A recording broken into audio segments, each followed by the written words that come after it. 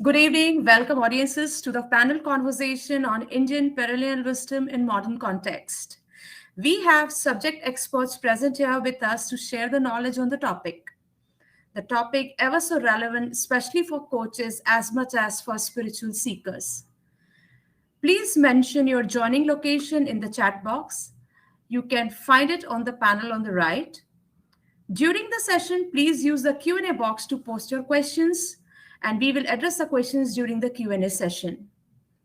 We are about to enjoy an engaging and informative talk. This is our 60-minute session, and for those of you who are credentialed coaches, we will award 1 RD units for attending the complete session. We are recording this session, and the recording will be available on this platform for next 2 weeks. At present, we recommend that you turn off all distractions to fully enjoy this great conversation for which we are here. Let me introduce the moderator of the session. Naveen is a student of yoga. Over the past 18 years, he has been engaged with the questions, what does it mean to live meaningfully in today's times? And how may I offer the best of myself to the whole? The ongoing journey has been richly rewarding and fulfilling. He is co-founder of Ritambhara and founder of Purnam. His interest includes evolutionary leadership, integral psychology, and process work. He is particularly keen on working with young change makers and those interested in bridging spirituality and social change. He is a fellow at Sumedha's Academy of Human Context and steward of the Re-Engaging with Gandhi program that has enabled more than 150 people over the last 2 years to self-reflectively engage with Gandhian thought. He is also the anchor of the Mahabharata within explorations offered around the country. Naveen, a very warm welcome, and I turn this session over to you to bring the speakers on stage. Thank you, Ranu, for those kind words. Before I bring, I'd like to just briefly talk a little bit about the session and then bring in our speakers. So today, in this session, we're going to look at how does perennial Indian wisdom inform the practice of coaching? Inform and impact the practice of coaching. And in this conversation, we're also going to look at Gandhiji as an exemplar of perennial Indian wisdom and how did he approach people building? How did he, he's mentored many powerful leaders and institutions. And so how did he approach?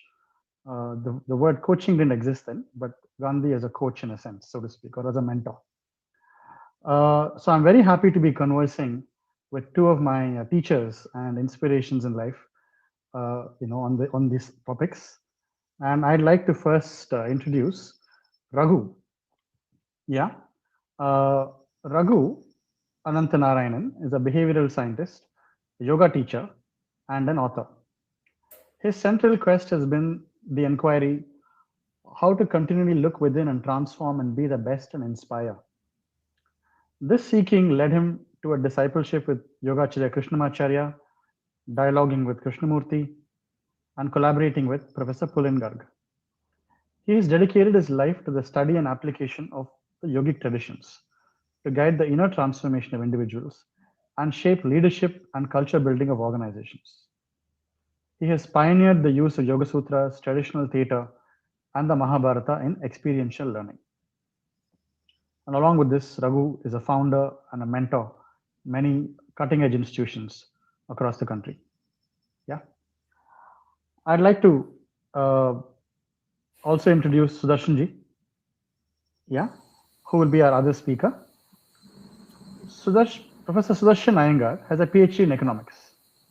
He is the former Vice Chancellor of the Gujarat Vidyapeeth for about a decade. He was the Vice Chancellor for about a decade. And this is an institution that was started by Mahatma Gandhi himself. Sudarshanji has also headed many other academic and developmental research institutions. His major areas of research are Gandhian thought and practice, natural resource development and management, people and civil society institutions. He currently lives in Dharampur near Gujarat, or in Gujarat, and works with the Adivasi community there. He's the author of more than 70 research articles and books, and 8 books.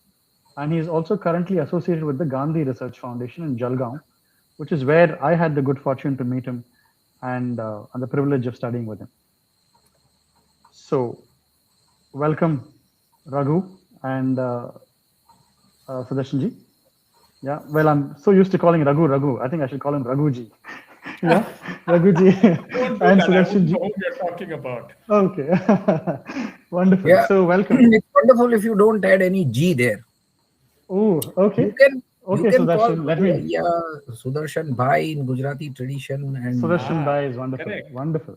Raghu and Sudarshan Bhai. Okay. So let's start with Sudarshan Bhai. Yeah. Sudarshan Bhai, how do you see today's times? Yeah. And why is Gandhi still relevant today? Why are we talking about somebody who was born more than 150 years ago, died almost 75 years ago? What is his relevance? And if I may also add another question to this, how did Gandhiji understand Swaraj, Swatantrata, and Sarvodaya? How are all this relevant today? well, I think that's a very, very important and pertinent question, in the sense that this question has come up very often, because it appears that leaders are for that time, for that purpose, and therefore there is nothing shashwata about people. We understand that generally. But you see, there are some people who come and try to influence the society with certain basic values that are beyond what we call desha kala, the place and the time. Gandhi falls in that category. And therefore, we have to maybe rediscover, revisit Gandhi and understand his concept of Swaraja. Swaraja, normally understood as freedom, which was actually also the Indian response to the West. And when I say to the West, which it dealt with modernization, it dealt with industrialization, it dealt with urbanization, scientific temperament, technology, and perhaps that is, I mean, the arrogance was perhaps that is the way of, growing or becoming civilized. And I think by now, by and large, we have accepted that that is true. And what is there to argue about? And this person, in 1909, when in South Africa and had taken a delegation to England to fight for the rights of the Hindis, that is the Indians which were there as migrants, he wrote a book called Hind Swaraj, where he actually criticized this with some very valid points, and he traced back saying that India doesn't have to go the way in which West has gone, because the problem with the West is that while the things are modern and good, the focus of what they call as modern civilization is on the body, and therefore it is bodily welfare and body focus. And he challenges that. And he says that that is not the path of humanity. We have an ancient wisdom which has told us that for us, the path is well laid out, where we want to attain our own Swaraj, which is not the political freedom, which is one part of it is political freedom, which as I said, it is the Indian response to the West. Our large Indian, before Gandhi arrives in 1915, it is Indian response, largely the Indian response, which says that everything is fine, let's get ourselves educated, become modern, that's fine, but you please go away, because we don't want colonialists sitting on our head, we will manage our affairs. So that is the discourse, and that is the Indian response to the West.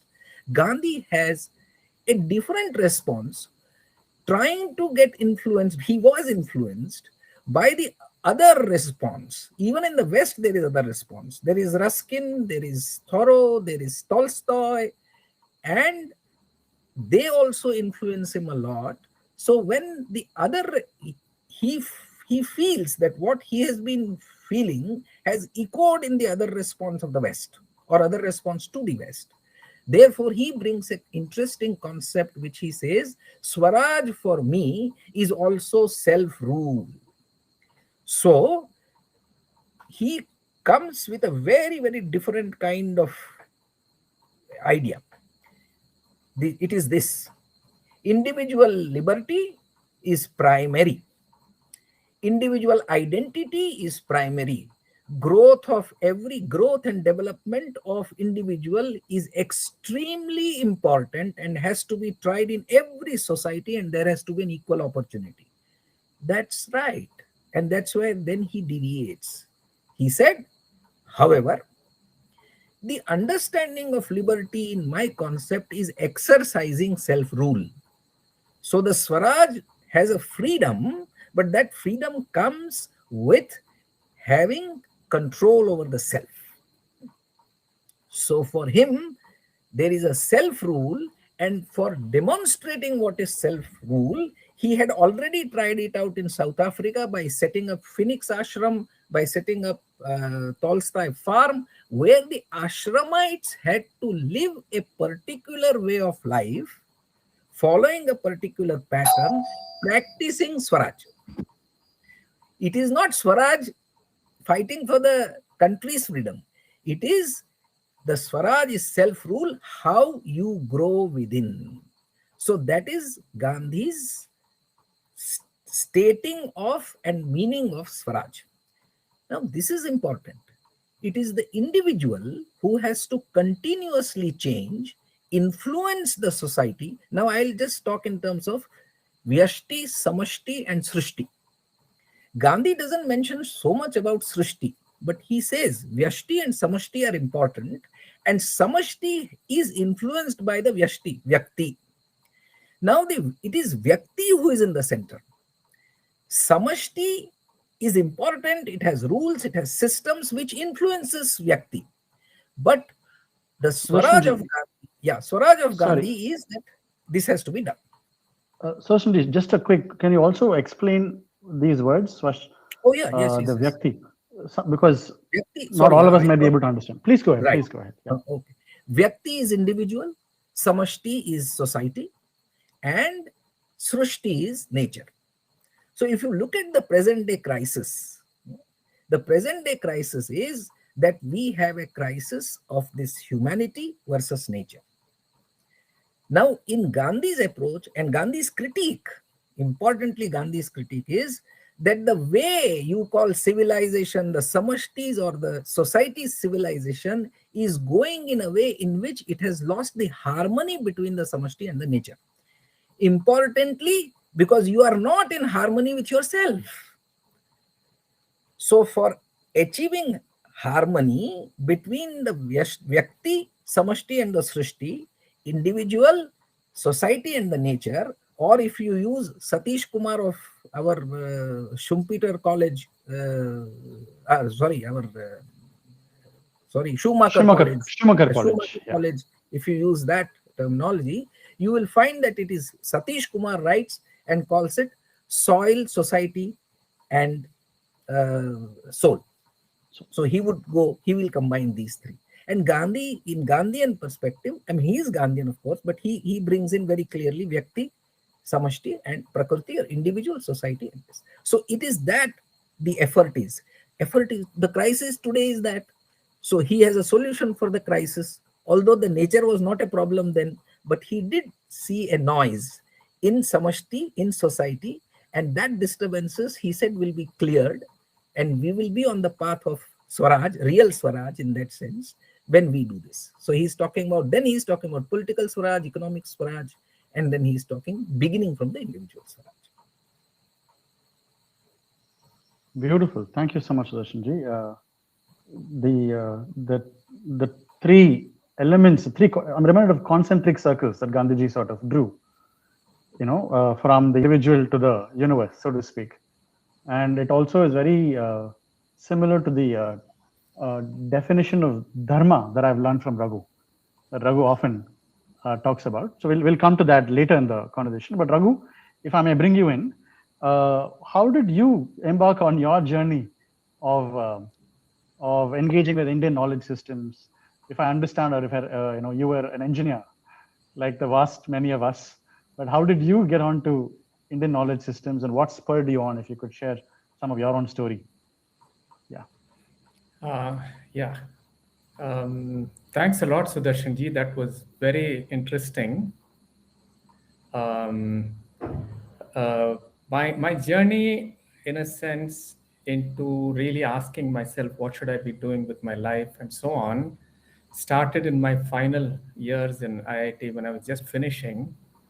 The extremely fortunate thing was that Dharampal ji was in Chennai at that time, and he was there for a long while. So a few of us were drawn to him, and we would go and sit and listen to him. And he had two extremely important questions to ask. One question he asked us was, how are you going to make India great? Are you going to run behind the tails of the West? The other thing he would say was, let's do a thought experiment. Let's agree with the colonial definition of why India is poor, that you're poor because you're Indians. Now, can you lobotomize your brain and put a foreign brain in your head and become something different? You can't. So what will you do? So his answer was very simple. He said, go and study an Indian text, go and study some Indian tradition for at least 10 years with a really great teacher. Don't study to say how great India was. Study and find out what is relevant and apply that from an Indian mind. And this was all, I mean, all his ideas came from Gandhiji, because he had lived with Gandhiji for a long time. And he clearly said that this is Swaraj. That if you do not do this, there is no such thing as Swaraj. So me and my wife, both of us took him very seriously. I studied for more than 10 years with Krishnamacharya. Most people know his big student, who is P.K. Iyengar, but Krishnamacharya is known as the father of modern yoga, and he was a great, great scholar of so many things. He's made out to be just an asana teacher, which he is not. He was a phenomenal teacher. He was Sankhya-charya, Yoga-charya, Veda-charya, whatever. I studied with him for about 12 years, and my area of study was the Yoga Sutras. And I found a great, phenomenally important relevance of the Yoga Sutras with psychology. Because when you go and study Western psychology, you learn about so many people, including Freud, who've taken ideas from the East. And Jung is very well known for this. There are many other people. Gestalt philosophy has a lot to do with Zen. And even now, some of the most modern things like CBT and DBT are all based on Buddhist ideas. Right? So this was a great discovery. And studying the yoga text with an extremely important person called Pulin Garg.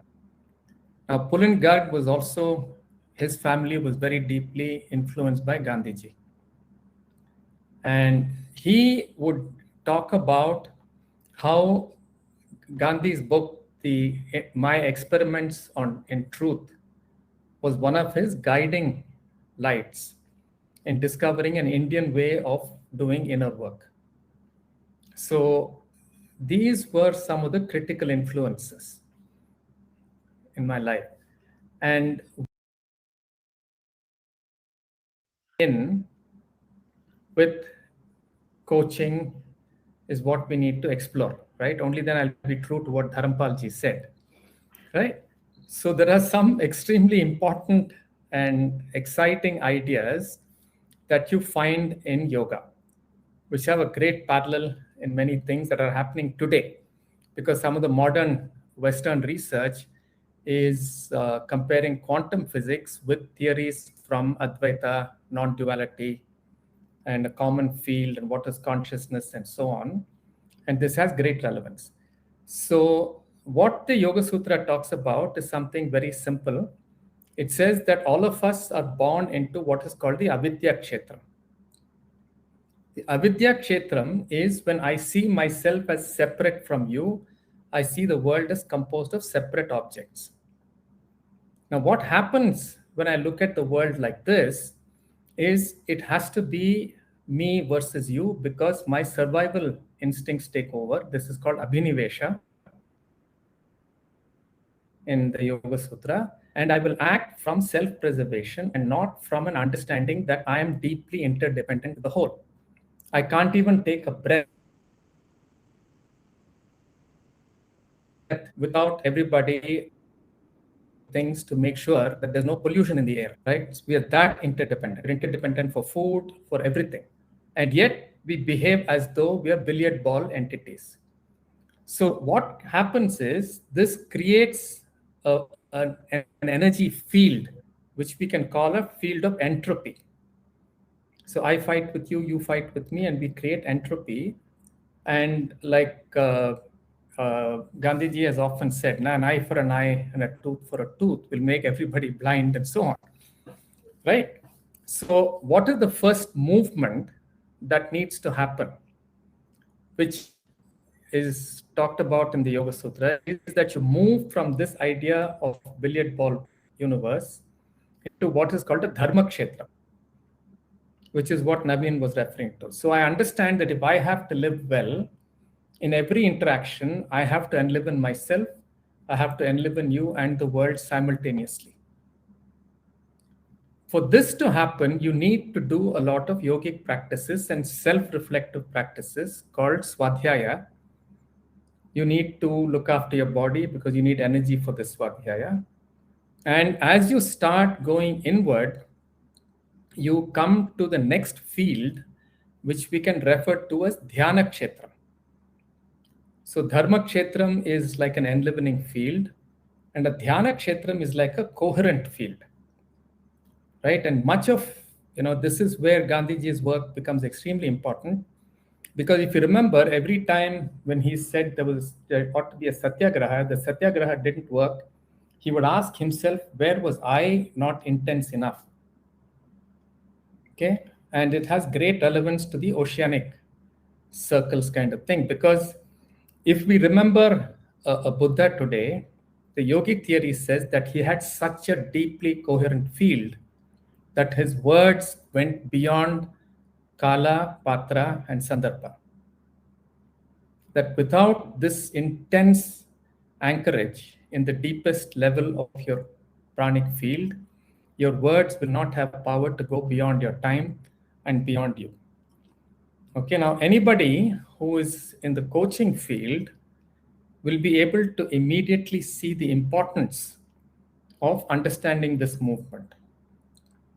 Now, if I come to a coach, I come to a coach exactly like the Yoga Sutra says. People come to yoga saying, I'm in dukkha. I'm not doing as well as I can. I'm not being the best that I can be. How will you help me? So the process of yogic coaching is for me as a coach to be able to listen to you from a space which does not increase your dukkha. And I have to be able to absorb what you're saying and enable you to move to a state where you realize what it means to live in a way that you don't create problems in your life. So you start moving into dharma kshetra. And this is clearly defined in the Yoga Sutras. It says that the coach must be a vitaraga vishyan, which means if I'm a coach, don't get pulled by fear, by desire, by self, preservation and things like that. I'm not extractive. I'm really listening to you. And this is also called sakshi bhava and sakhi bhava.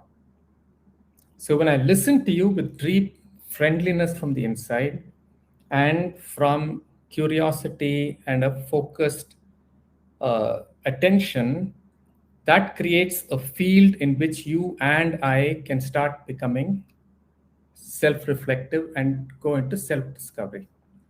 So what happens in the self-discovery? I discover my swabhava. I discover who I really am in a way that is not overladen by social identity, that's not overladen by personal desires and so on, I really discover what are my true gifts. What was I born for? What's my real purpose? And then yoga says, I will act and Swadharma. And in yogic thought, the enables somebody to really touch. We're losing you a little bit, Raghu. Connection is wobbly a little bit. Is it just me? Raghu, could you try switching off your camera? Okay, we'll give it 10 seconds, Sudarshanji, and then we will come back to him for him to finish later.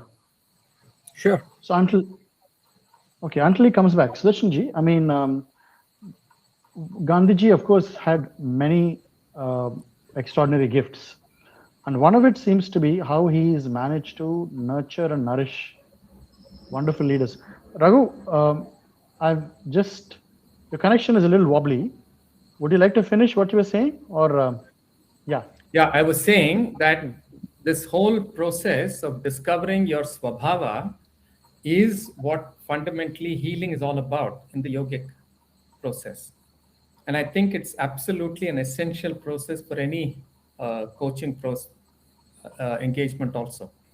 If I don't discover my swabhava, I cannot act with authentic power, I cannot act with swadharma and with swatantrata. And what yoga says is, when I discover this level of myself, I will act in ways that are non-violent. I will act in ways that are compassionate.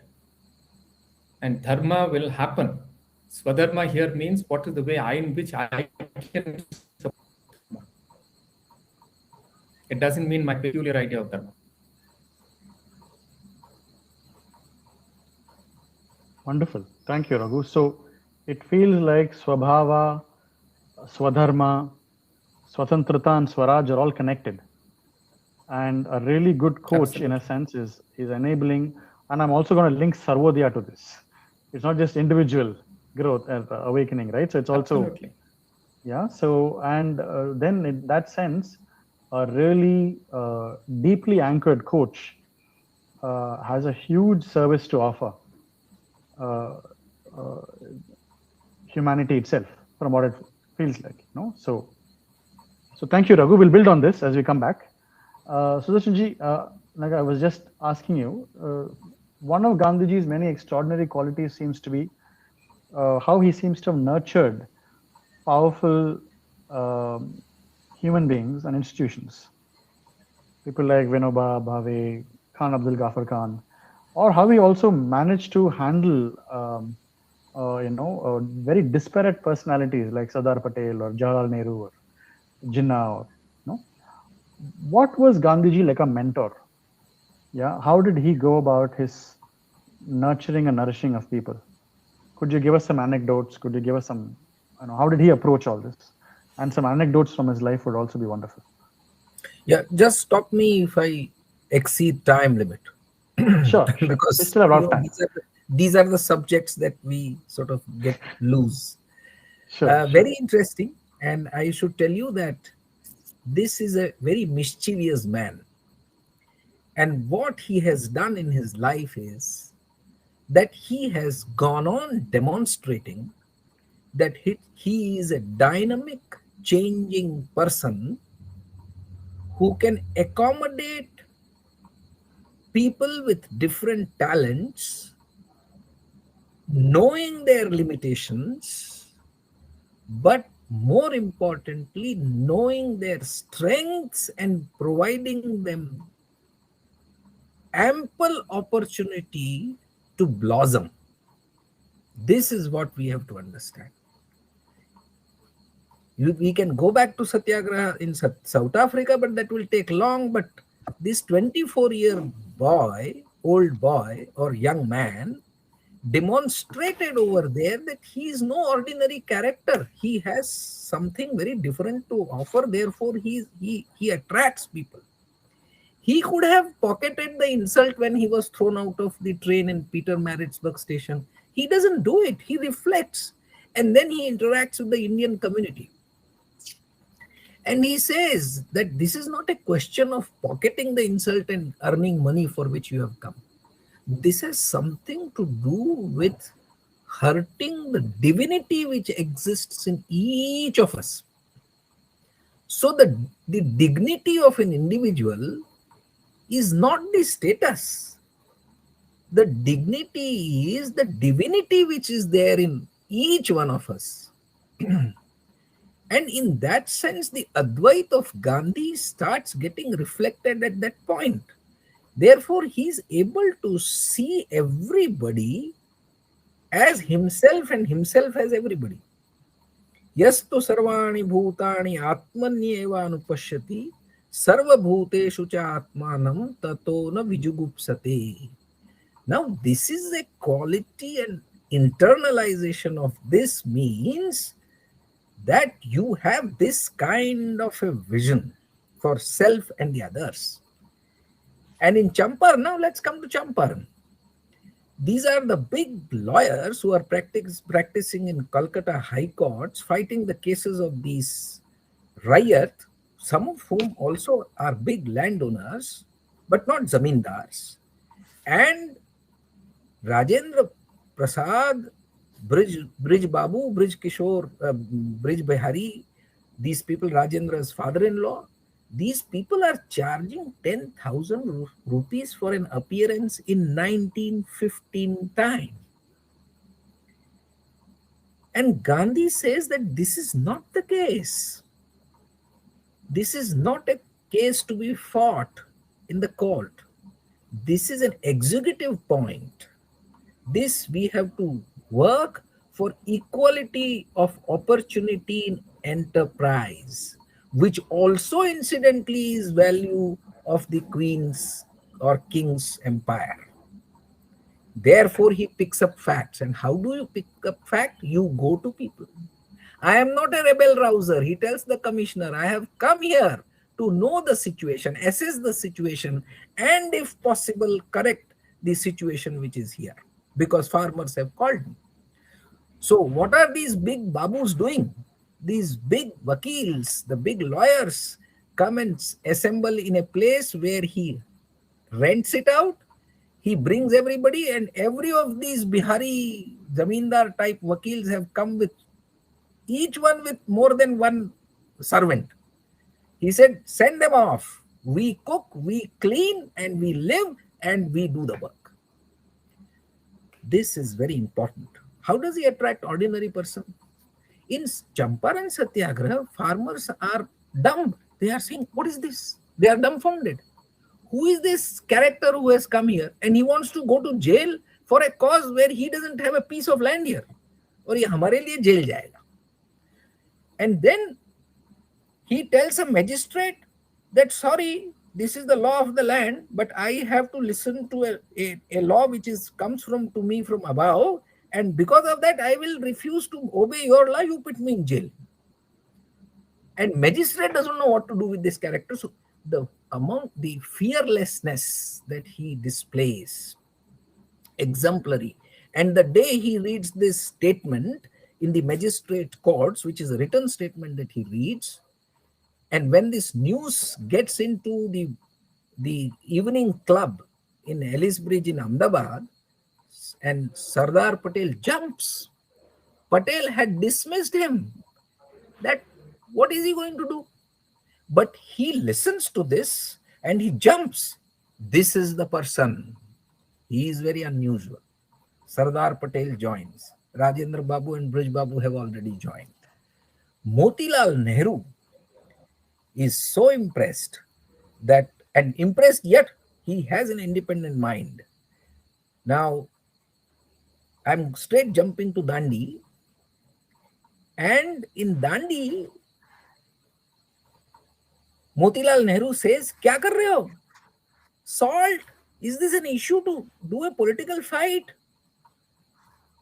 So he writes a 6-page letter that we had given you, Bapu, independent leadership so that you devise some activity for us, some action for us, and you are saying Dandi Satyagraha, salt Satyagraha, you will walk. What is this? So Bapu replies him, dear Motilal, karke dekho. So Motilal gets this postcard. Then he has some faith in him. So he declares that on such and such day he will go to Allahabad street, open street, city street, and he will produce salt there. And at 4 o'clock in the morning, there is a knock at the door and the police is standing there. And he's surprised. Why have you come? We have come to arrest you. You are going to break the salt law. Oh, what is this? Hold on. Do I have 2 minutes? Yes, you have. Get me a postcard. So he gets a postcard, writes Sabarmati Ashram, Gandhi Bapu, and then he says, Karne se pehle dekh liya. Now you see that it is this which attracted people. And of course, Motilal comes and Jawahar comes. Jawahar is a bright fellow, very popular with young people. Later on, it's a question how he sort of diverted. That's not the point. Malaviya. Why Malaviya is impressed? Panditji is impressed because this fellow is talking about the ancient civilization. And this fellow has the power. In 1916, the speech he gives in Banaras Hindu University inauguration day, he takes on everybody in his own way. He's not a good orator, but he takes on everybody. He takes on the British people, says that what kind of security you are, is this the way you run your cities? When you may be a big man, but what kind of this that you have stopped everything? We don't even question today if there is Z plus security. And Gandhi questions in 1916 right there when the big people, officers are sitting there. He questions the Rajas and Maharajas, and he also questions the students and the teachers of the BHU, saying that, is this the education that you want to get? What are you going to do this? The fearlessness and the originality of his thought and his capacity to assess strengths of each. And let me come to the last point. With all that differences that he had with Ambedkar, and what a severe kind of difference of opinion that had, and the Pune Pact which was done, where Ambedkar almost, all our Dalit friends today also say that Gandhi really sort of blackmailed this man. When Constitution Committee is being constituted, Jawahar is asking Bapu, who should chair this? Without a second, he says, Bhimrao Ambedkar. See the depth of this person. He is an ever-changing, dynamic person, and therefore, and that is how he says Satya ke prayog. So, his inner growth, his inner development never stopped. And this attracted people. And his own inner growth could help him as a mentor by demonstrating and then by cultivating and mentoring the people who gathered around him. And therefore the strengths were drawn out, and you saw that originally people had talent and they grew to rare heights. Beautiful. Thank you. Very powerful. Thank you so much, Sudarshanji. It also feels like he was fearless in offering an honest mirror to society and individuals, which in a sense is perhaps also what we understand coaching to be. Yeah, coaching and mentoring. But thank you so much. Very, very touching. So Raghu, if I may come to you, before we move into question and answers from the those who are listening. Yeah, so it's also a reminder. Those who are listening, please do put in your questions, reflections in the chat. We'll pick it up very, very shortly. Raghu, if somebody were to come to you, an aspiring young coach, perhaps like me, what would you suggest to them? What would you suggest that they start engaging with, or what would your suggestions to them be? An aspiring coach. Right now, after listening to Sudarshan ji, I would say you know what? Go and read some of the examples of people like Gandhiji and other people who've been influenced by Gandhiji, like Nelson Mandela and so on, and then come to me and say, what do you think you would like to be in the world? What is your purpose? Why are you really here in the world? Right? And what fascinates me about Gandhiji, and I've heard a lot of anecdotes from Dharampalji about not just this, but what he did in Vardha Ashram to prepare for every one of these events. That to me is really fascinating. His fasting, his personal practice, and so on, because it's so close to yoga. Yeah. Now, if I were to interpret what Sudarshan ji is saying in purely dharmic terms, in yoga terms, what Sankhya says is that Prakriti is capable of acting in 8 different ways: Dharma, Jnana, Aishwarya, and Vairagya, or in their opposites. Now, when my mind is covered with self-preservation, avidya, and so on, the same energy of Prakriti starts becoming adharmic, ajnana, and so on. Right? And the Yoga Sutra tells you very clearly what do you need to do to get the kind of mind that listen to Satya. Satya is always speaking to you, but we're not listening to it. So in my understanding, what Gandhiji did was create conditions in himself so that he could listen to Satya. Because so often he's written, somebody asked me a question and I meditated before I found the answer. So it's not Gandhiji's brain that's giving the answer. He is accessing something much deeper, which he knows is Satya and which he follows. This intuition and this inner thing he follows. Right? So the Yoga Sutra has got many ideas about this. Now, one of the things it says is Nirmana Chittani Asmita Matrat, which means that if I have to create a new mind, I have to change my sense of self. Right? So that incident of Gandhiji in South Africa is of a young person who says, I'm not going to act for myself, I'm going to act for a larger cause. Right? So the Asmita is changing from wanting to be a great barrister and all that. He says, no, I'm going to be something else. I'm going to act for the dharma. And then he says, not for myself, but for all of humanity fundamentally. Right? The other very critical thing is an idea called Prakriti Apuranam, which means I have to change my Prakriti. All of us are born with a Prakriti of a certain kind, but to allow my Swabhava to come through, I cannot poison it with all kinds of external things. So a lot of the practices of Gandhiji, getting up in the morning, doing the bhajans, doing so many things are all practices of Prakriti Apuranam. Right?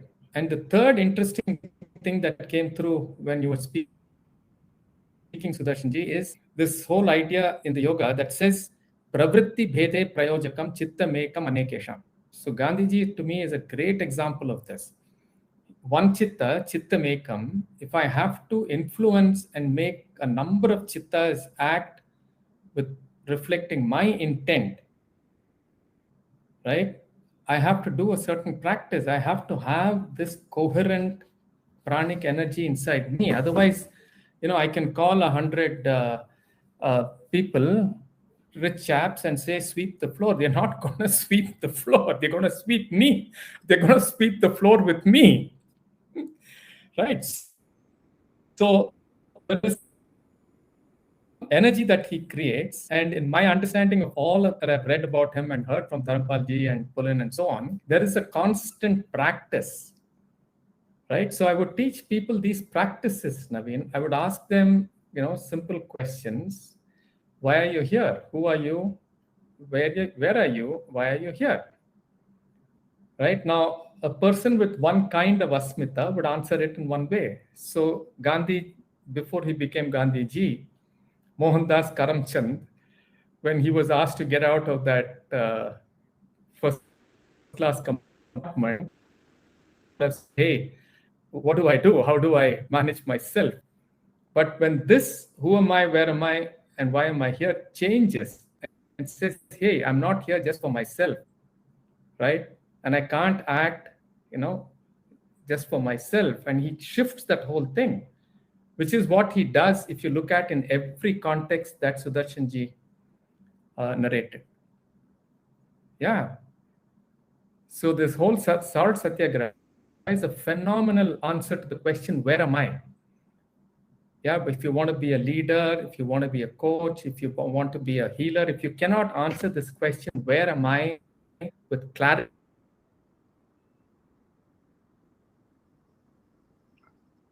We're losing you, Raghu. cannot answer why am I here and who am I with power, right? So to me, every action of Gandhiji is an exemplar of from yoga, and every one of these from reading the Gita. Yeah, and one of the critical things in the Gita in the 6th chapter is to say, whenever your world, your field around you, the kshetra around you is not acting in a way that's coherent with you, look inside, ask yourself, doing what I'm doing? How am I part of the problem? How can I be part of the solution? Excellent. And he follows enough to read it, and all of us clap and say Gandhiji was a great person. I think it's critical for us to ask the question, how am I going to act from my swabhava and my swadharma? I may not be able to be like Gandhiji in the actions that he did, but I out to something deeper, something more dharmic, something more coherent. And I can do that through several of the practices in yoga. And when I reach that place, two things will happen. One, I will make choices that are ethical and dharmic. And second, I will use my capabilities to the best of my ability to do dharmic actions. Right? And if somebody came to me for coaching and I personally felt that he doesn't have integrity, I don't coach that person. I don't want to waste my time.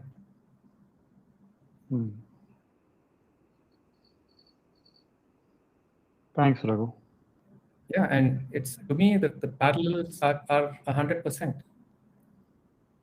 Beautiful. Beautiful. And remember Thank you, this, Raghu. whenever Gandhiji had to say something to somebody, he made sure that he practiced it. No, there's that famous incident of telling a child, don't have sugar, right? And he didn't have vairagya towards sugar. So he tells that parent, come after a week or 10 days, whatever. And what does he do for those 10 days? He practices vairagya. And he is true to his word, now be the change you want to see. So then he tells the child, don't eat sugar. This kind of integrity is critical for a coach and for aspiring leaders. And today we are at a crisis. There is no way you can get away from it. And what Sudarshan ji said in the beginning, Gandhiji's critique of the way the world is going is coming true. So if I respect Gandhiji and his words, I have to ask the question, how am I part of the problem? How can I be part of the solution? And come to me, I'll teach you yoga, I'll teach you various things that are deep inner cleansing work that you find in yoga, all of which Gandhiji practiced, right? Starting from good food to his various other practices, he did all of them. Beautiful. And I think it's all there. All the wisdom is there. The exemplars are there. Yeah, but it's critical not to clap and say, oh, wow, Gandhiji was great, but to practice what he practiced. And that's available. That's very eminently available in yoga. Excellent. Thank you so much, Raghu. Thank you so much for that important reminder that it's very easy to clap, but it's more important to walk that path, for ourselves. So let's look at, may I request Ranu to share any questions don't know. That might have come up. Yeah. What an interesting conversation. Completely engrossed. And in fact, I was so busy listening to both of you that I missed looking at the question answer chat box. But let me have a quick look. Yeah. So yeah, we have an audience, Anubha in the audiences. She's asking, is it always possible to follow Satya in a corporate world? And I think Sudarshan ji would be the right person to answer this question. Oh, I thought that Raghu should be the person who should be answering this, because this is a very kind of a metaphysical question as well. Anyhow, let me try, and then Raghu also can respond. I'll just quickly respond that in South Africa, the Vyaparis or the commerce people told him that, Bapu, in this business you have to do this. Vyapara is actually Ruta Anurata. And we say Vyaparam Droha Chintanam. I mean, these are all the simple saying that we have, and we believe in it. Because we have a compartmentalization of bodily behavior and function of filling our tummies and working for our Atmas, so we can very easily compartmentalize, and we have done it, and therefore we are comfortable. Gandhi tells them no. It is not that Satya cannot be practiced. It is the Satya only which has to be practiced. For being, the practice being, or the value being, a Shashwata. The sustainability lies in doing this. Now, in the corporate world, the problem is that if you cannot sort of get away from the greed, then you cannot. The greed has to go. Let's understand this. And unfortunately, the neoclassical economics and even the neoliberal economics, if I say that neoclassical is an old school now, even in the neoliberal economics, the problem is that you don't want to wear your values on your sleeve, and you cheat. Why do you tell me that I need to consume Bournvita or Complan to have my child's growth? Silly thing. We all know that it is bogus. And you are lying to the consumer. And then you say, no. The market takes care of everything. Price is the only signal, and we work on demand and supply. You are fooling us. And the economic rationality, Bapu is saying that look at the Akhanda Darshan. And the problem is that you have a Khanda Darshan. The corporate world has a Khanda Darshan saying that we all believe in rationality, and the economic rationality is the only thing which operates. No, Gandhi says there is a moral agent and there is an economic agent. Economics without ethics is Anartha Shastra. And similarly, even if you talk only about ethics, then you can't survive. Gandhi is a Banya, he understands very clearly. But he's only saying that you have to combine the moral agency with the economic agency or the rationality. Very short. And it can be done. And very clear, people who have done it have also done it well. And we have examples. And those interested, I will be able to, if they send me a mail, I will be able to send them an article, a lecture which I had given in the SP Jain Institute on ethics in economics, in management, Gandhian perspective, I will say.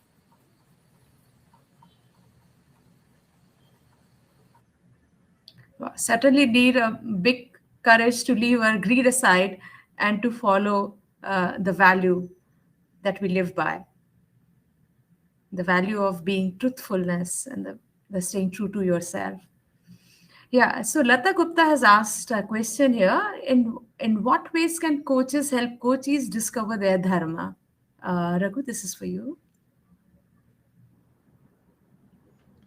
Let me just answer the previous question quickly because it's related to this. See, sure. I don't think it's true that business requires dishonesty. There are lots of business organizations, clinic, Tata's largely, there are so many organizations where honesty is valued. There are examples of where from the top management, they've all that we value honesty and we value values. Yeah? Hello? Yeah, Raghu, your video is lagging. You. Yeah, so yeah, okay. Now, that's the first thing to keep in mind. No? So if I value honesty.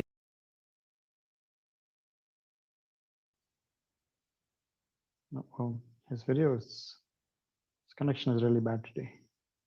Values, honesty, and truth. There are several of them. Go and work there. Don't go and work in an organization where you have to compromise your values. Right? The second thing about dharma is, now I think it's important. There are lots of organizations that are waking up to it. You have this triple bottom line. There are organizations I know which I've consulted with, which are very serious about how to implement this. Right? And when I ask myself the question, and I ask the organizations and the products in the whole economic world questions about dharma, situations will change. Why is there so much of false advertising on green companies today? Because suddenly they find that if I don't paint my company green, my products may not sell.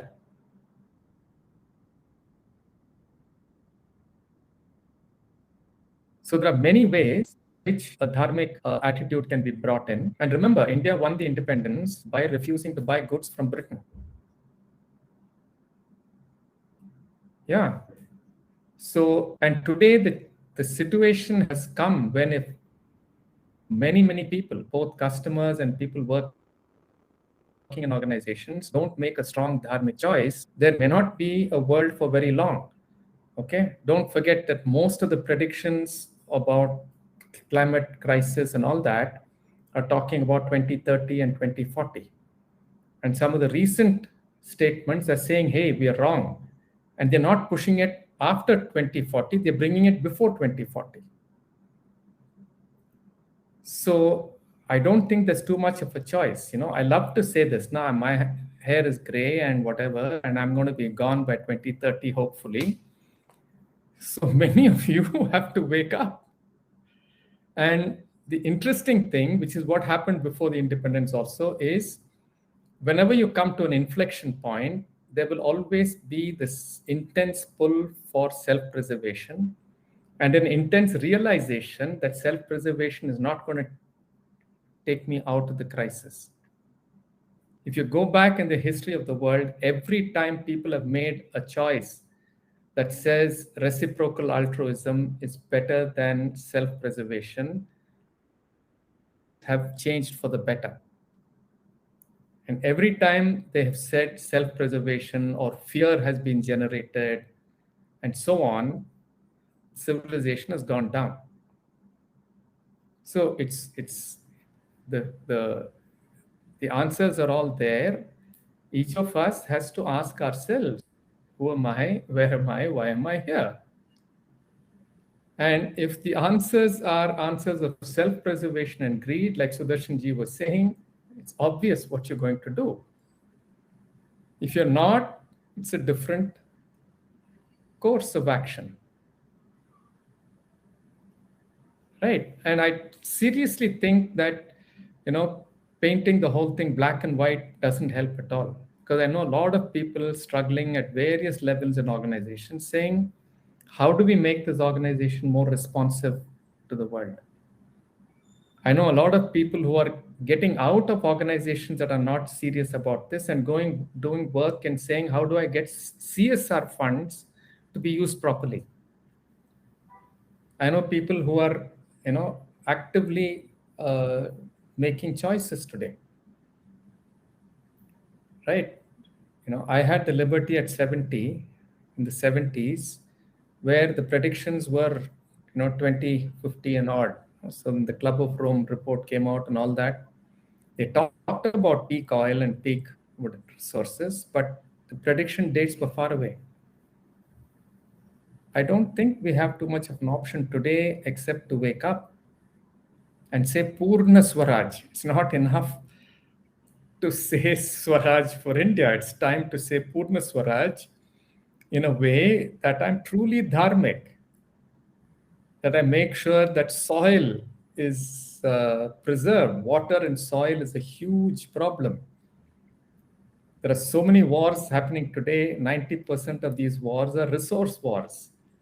And if you and I know how to work together, there need not be a resource war. It's as simple as that. Yeah. We just have to spend a little time and an effort to look at these and say what's really important for me. That's all. And that I'll coach people to do. What, Naveen? Asteya and Aparigraha. Fair enough. Correct.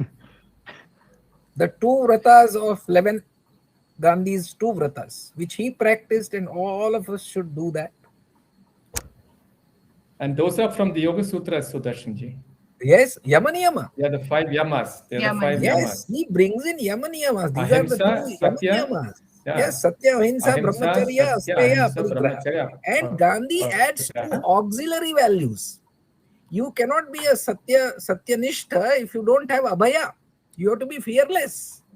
The question about corporate honesty. You have to have Abhaya to say the truth. And you should not also threaten others. That is also part of being fearlessness or Abhaya. Absolutely. And for Brahmacharya, you require Aswada, control over the palate. Because otherwise your senses are not. So Gandhi adds two auxiliary values to this. And then he brings in for the samashtis or society's behavior, the 4 other ones, which are of course Swadeshi, bread labor, which he calls Shrama, and Sarvadharma Sambhava, and removal of untouchability, Sprushya Bhavana. So this completes his 11 vows that each ashramite, for anybody who is seeking individual Swaraj, has to practice this. I'm sorry to barge in between. The session has overflown by a couple of minutes, and I feel that 60 minutes was absolutely not enough to hold such a broad topic. And next time, hopefully, we'll allocate more time for a topic like this. And there are a couple of questions which I would have certainly, loved to bring it to your attention, but owing to the lack of time, I'll not be able to do that. I'm very sorry for that. And I would like to wrap up the session by extending my thanks to all of you for coming here today evening and delivering such a valuable session for the audiences. And on behalf of Coaching Conclave 2022, I would like to thank you, all of you, for all the speakers for being so cooperative and for being there throughout the coordination journey since the conception of the topic took place. And moving forward, I would like to thank all the participants for their engagements through their comments and their reflective comments, and for posting the question answers in the chat box.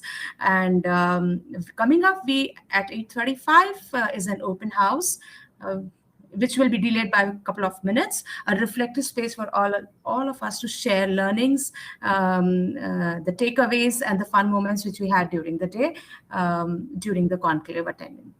Thank you so much. See you all soon. And Thank you. Good night.